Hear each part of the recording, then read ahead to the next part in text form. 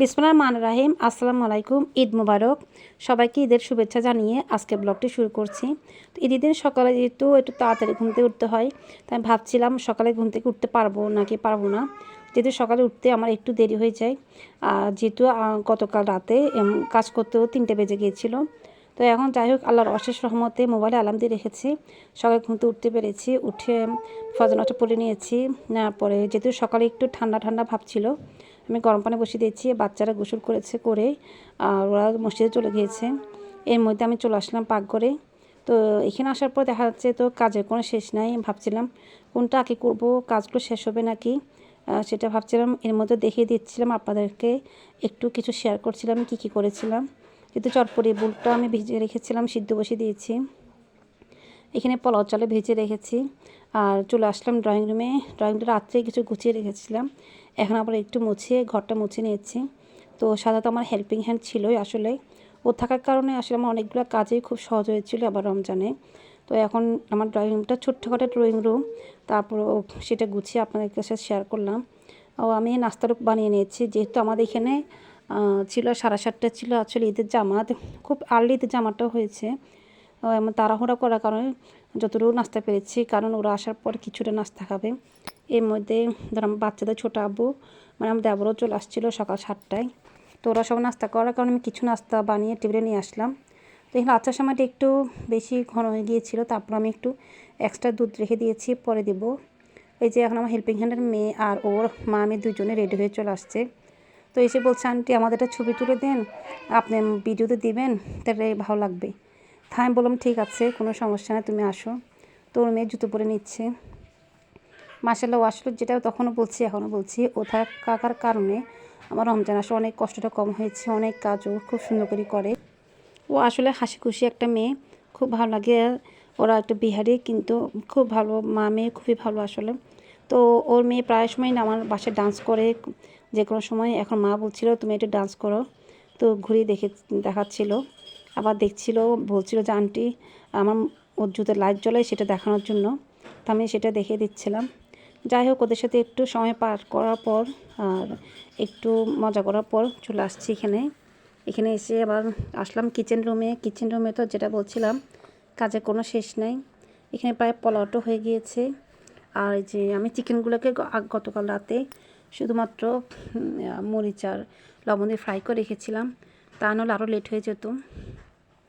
আসলে এই সময়টা সব আপুদেরও অনেক ব্যস্ততা থাকে সবারই, কেন ব্যস্ত সময় পার করে, ঠিক যেমন আমার মতোই। তারপরেও অনেকে দেখা যাচ্ছে মাশাআল্লাহ অনেক খুব তাড়াতাড়ি কাজ করতে পারে। আসলে আমি হয়তো অতটা পারি না, যা বলতে পারছি না। এর মধ্যে সবার সাথে ঈদের কুশল বিনিময় হচ্ছে। আর যারা এতটুকু পর্যন্ত আমার সাথে চলে আসছেন, তাদেরকেও আবার ঈদের শুভেচ্ছা জানাচ্ছি।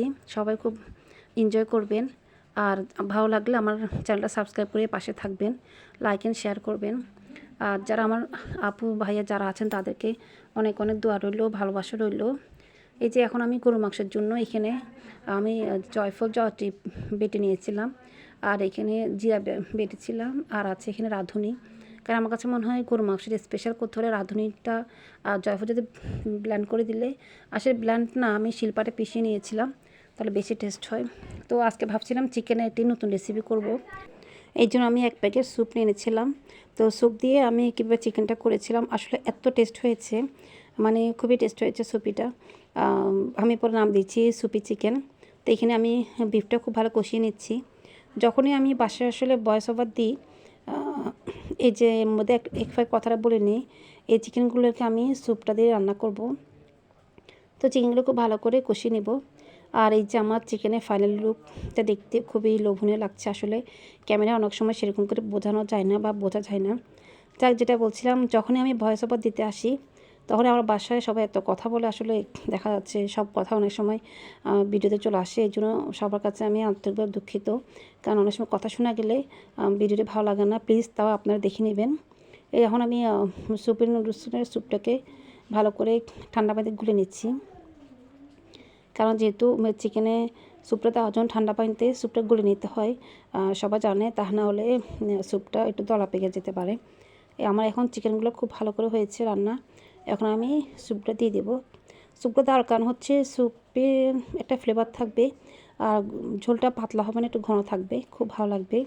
তো শেষে আমি একটু কাঁচামরিচ আর পেঁয়াজ দিয়ে দিচ্ছি, কারণ পেঁয়াজটা একটু ক্রাঞ্চি থাকলে দাঁতের নিচে খুব ভালো লাগে। তো সকালে দিয়ে চলে আসছিলো আমার দেবর ও ছেলে সব চলে গেলো।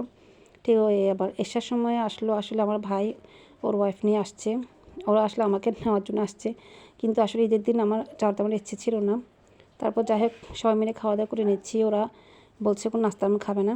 তো যেটা আমার ভাইয়ের বউ আবার বলছিল আপু চলেন চলেন, তো ওর প্রেশার ওর প্রেশার আসলে আমার বাসায় চলে আসছে। আসলে আমার বাসায় আজকে রাতে আমার যাওয়ার ইচ্ছে ছিল না, ননদ আসছিল, ওর সাথে কোনো কথা বলার পর ও একটু সিক ছিল, ওর সাথে কিছু কথা বলার পর তারপর চলে আসলাম আমাদের বাসায়। তো কুনাফা করেছে, একটা শ্যামা ডেজার্ট করেছে ও পাখির বাসার, অসম্ভব টেস্ট হয়েছে শ্যামায়ের পাখির বাসাটা। আসলে আমার পাখির বাসা খেতে ইচ্ছে করছিল না, কারণ এত সুন্দর হয়েছে। তো নাস্তা করার পর কিছুক্ষণ খাওয়া দাওয়া করে কিছুক্ষণ থেকে চলে আসছি বাসায়। তো আজকে মতো আমি চলে আসলাম ডাইনিং টেবিলে নাস্তা শেয়ার করলাম, কেমন লেগেছে অবশ্যই কমেন্টে জানাবেন। সবাই ভালো থাকবেন, আল্লাহ হাফেজ।